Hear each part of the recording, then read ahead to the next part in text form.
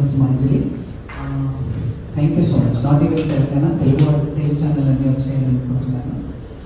ముఖ్యంగా ఈరోజు ఈ మీటింగ్ పెట్టడానికి, ఈ సమావేశం ఏర్పాటు చేయడానికి ముఖ్య ఉద్దేశం ఏంటంటే, గత చాలా రోజులుగా మేము ఇబ్బంది పడుతున్నా, అంటే మా శివశక్తులు కానీ, జోగినీలు కానీ, పోతన్నలు కానీ, వీళ్ళందరూ ఎంత సమస్యాత్మకంగా సమస్యలు ఎదుర్కొంటున్నారంటే, ఒక ఉత్సవాలు, ఒక జాతరలు, మేము లేని జాతరలు ఉండేవి కాదు. ఒకప్పుడు మేము లేకుండా కూడా జాతరలు జరుపుకునే రోజులు వచ్చాయి.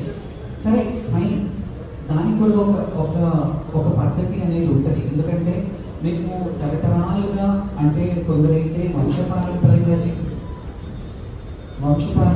చేసేవాళ్ళు ఉంటారు, ఆచారంగా చేసేవాళ్ళు ఉంటారు, సిస్టమ్కి బలై చేసేవాళ్ళు ఉంటారు. ఎందుకంటే జోగిని వ్యవస్థ అనేది దుర్మార్గమని అందరికీ తెలుసు.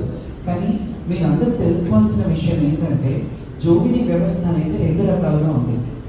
ఒకటో రకం ఏంటంటే, దొరలు, పటీలు, పటివారులు వీళ్ళందరి చేతిలో బలై ఎక్స్ప్లోర్ అయ్యి వాళ్ళ జీవితాన్ని, అంటే ఇంట్లో 4 పిల్లలు పుడితే ఒక బిడ్డని దేవుడికి అంకితం చేస్తే ఆ మిగతా వాళ్ళ ఫ్యామిలీలు ఆ జోగిని వాళ్ళ గుహాలి, ఆ జోగిని వాళ్ళ మగపిల్లలు కూడా పనిచేయరు. ఎందుకంటే వెలివేస్తారు వాళ్ళని. పెట్టగడ్డల మీద ఇల్లు కట్టుకొని ఉన్న జోగినీలు ఉంటారు. ఇప్పటికీ అన్టచబుల్స్గా వాళ్ళని ఇప్పటికీ కూడా చాలా కొనసాగుతున్నాయి. మీరు అంటారు, ఇంత మెట్రోపాలిటన్ సిటీస్లో కూడా మనం మారుమూల గ్రామాల్లో వెళ్తే దళితుల బోనాలు లాస్ట్కి వస్తాయి. ఈ వివక్షత కూడా ఉంది ఊర్లలో. ఎందుకంటే ఈ బోనాలు, ఈ ఆషాఢ మాసం అమ్మవారికి సంబంధించిన ఏంటనమాట. అయితే ముఖ్యంగా ఒకటి. రెండో రకం ఏంటంటే, మొదటి రకం ఎక్స్‌ప్లాయిటేషన్. అంటే ఒక ఊరికి, ఒక గ్రామానికి, ఆ గ్రామం బాగుండాలి, పంటలు పండాలి, వర్షాలు పడాలని ఆ జోగిని నగర వధువుగా, అంటే నగర వధువు అంటే అందరికీ పెళ్ళాం, ఆమె దేవుడికి పెళ్ళాం, అందరికీ పెళ్ళాం, అట్లాంటి ఆచారం ఉండేది. అది నిర్మూలించడానికి మన ఎన్టీఆర్ గారు, నందమూరి తారక రామారావు గారు కృషి చేసి 1988లో దాన్ని చట్టం తెచ్చి ఇలా చెయ్యొద్దు అని చెప్పి, అప్పుడు ఉన్న కోమటిరెడ్డి జోషి గారు అండ్ హేమలత లవణం గారు వీళ్ళందరూ కృషి చేసి దాన్ని నిర్వహించడానికి కొంతవరకు కాదు, చాలా వరకు కృషి చేశారు. దాని తర్వాత కూడా అది ఆగిపోలేదు. మీ అందరికీ తెలిసిన విషయమే, 2008-9లో నేను పెద్ద ఉద్యమాన్ని చేశాను. జోగిని వ్యవస్థ, ఎక్స్‌ప్లాయిటేషన్ జోగిని వ్యవస్థని రద్దు చేయాలి అని. ఎందుకంటే మమ్మల్ని అప్పట్లో ప్రకటించారు.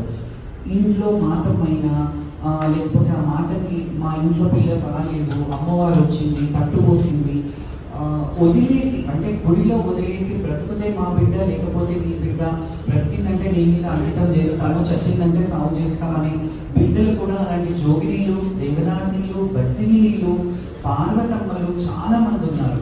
వాళ్ళందరూ ఒక నాణానికి ఒకవైపు అయితే, ఇంకొక వైపు ఏంటంటే, ఆ జోగిని వ్యవస్థలో ఉన్న వాళ్ళు కల్చర్ రిప్రజెంటేటివ్స్గా కూడా కొందరు ఉన్నారు. అంటే మీరు అంటే దాంట్లో మేము కూడా ఉన్నాం బాధ్యులు. ఎందుకంటే జోగిని వ్యవస్థను నిర్మూలించమన్నాం, కానీ వాళ్ళకి నిర్మూలించాక తగిన చర్య తీసుకోవడానికి ఎవరు కూడా కృషి చేయలేకపోయారు. అది దౌర్భాగ్యం, అది రాంగ్ అని తెలుసు, మాకు తెలుసు, మీకు తెలుసు. అది చట్టం నిర్మూలించాలనుకున్నాం.